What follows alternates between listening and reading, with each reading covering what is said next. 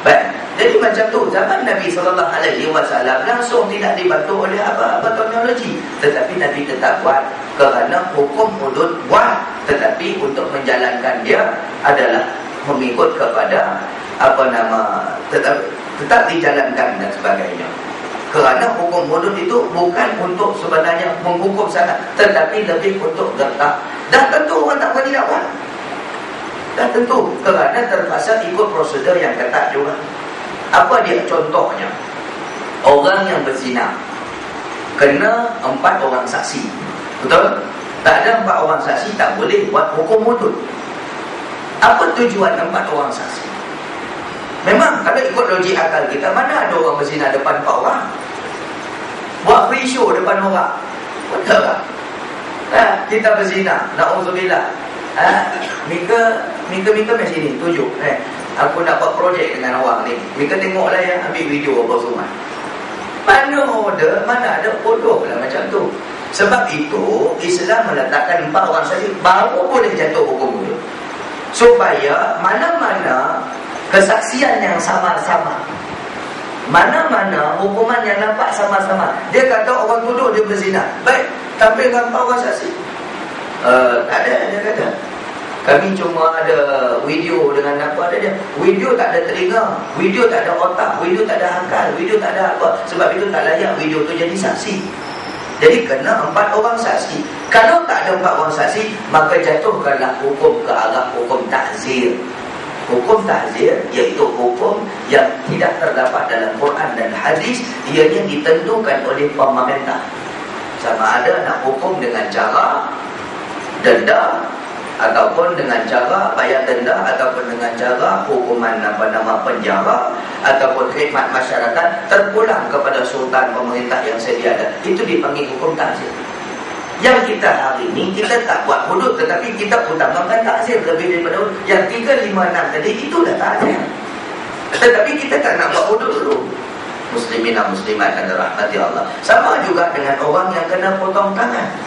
Bukan sewenang-wenangnya dia nak kena potong tangan. Dia kena ada saksi, dia kena ada bukti dan sebagainya. Kalau tak ada saksi yang cukup 4 orang tadi dan sebagainya, barulah diturunkan kepada hukum ta'zir.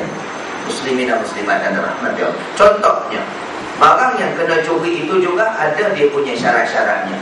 Di antara syaratnya, barang tersebut iaitu barang yang tidak hilang kerana kelalaian tuan punya barang. Satu hari, na'udzubillah, beg dompet saya tertinggal dekat tempat wuduk. Habis sembahyang isyak, habis saya punya kuliah pengajian, saya pun datang balik semula tempat dompet saya hilang. Tengok-tengok dah lebur dah, habis dah. Seminggu lepas tu, jawatan kuasa surah amaliyah ni telefon saya balik. Ustaz, kami dah dapat ada pencuri dompet ustaz ni. Apa kata kita potong tangan dia ikut hukum hudud? Saya kata no, tak boleh. Kalau saya call Ustaz kata suruh berjalan hukum hudud, saya kata tak boleh. Kena hukum ta'zir. Kerana apa? Kerana barang yang hilang itu atas kecuaian saya. Lainlah kalau barang tu saya simpan elok-elok, dia rompak saya, ataupun dia curi, dia diamkan dan sebagainya, dan disimpan kemai-kemai elok-elok tempat yang selamat, curi juga. Maka bila dah ada saksi dan sebagainya, wajib potong tangan. Tetapi kalaulah atas kelalaian saya, ataupun kerana tak cukup bukti, tak cukup saksi dan sebagainya, maka jatuh ke hukum ta'zir. Akhirnya nanti tuan-tuan, saya bagi tahu tuan-tuan, kebanyakannya dilaksanakan hukum ta'zir. Jangan risau apa. Akan dilaksanakan hukum ta'zir dia. Pasal apa? 4 orang saksi itu susah nak cari. Itu sebenarnya hudud ini untuk menakutkan saja, supaya takut ke arah hukum-hukum Allah Subhanahu wa ta'ala. Baik, zaman Nabi SAW, kebanyakannya juga tak dapat dijalankan mengikut hukum hudud, tetapi terpaksa dijalankan hukum saksi, hukum ta'zir, kerana susahnya, sukarnya mencari 4 orang saksi dalam kejadian yang berlaku. Sebab itulah hikmahnya Islam mendatangkan hukum hudud ini, supaya menimbulkan kegerunan kepada orang yang nak buat maksiat, orang yang nak buat jenayah. Takut kena rajam sampai mati. Siapa tak takut? Takut kena sebat 100 kali. Walhal dia tak tengok lagi sebatan tu guna rotan besar mana sangat. Walhal kalau nak ikutkan rotan yang digunakan di penjara lagi dahsyat daripada rotan syariah. Rotan syariah ada pensel hobi kita ni gitu. Ada cara mukulnya. Lepas tu kalau kawan tu sakit, berhenti sekejap. Kena ada perubatan dulu, kena rehat dulu, barulah sambung balik apa semua dan sebagainya. Kalau nak ikutkan tuan-tuan, na'udzubillah, saya cakap betul-betul, rotan yang dipakai sekarang ini lagi tak diiktiraf oleh agama berdasarkan apa yang kita baca. Lagi tak boleh dipakai sebenarnya berbanding dengan rotan yang dalam Islam.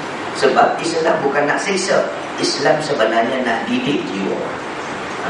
Itulah tuan muslimin dan muslimat dan rahmatullah. Kita ni selalu kita tahu kita tak pakar, kita tahu kita tak alim, kita tahu kita tidak ada, kita bukan dalam bidang itu, tetapi kita suka bercakap bidang yang kita bukan alim, bidang yang bukan kita pakar. Silap-silap menyebabkan akidah kita jatuh.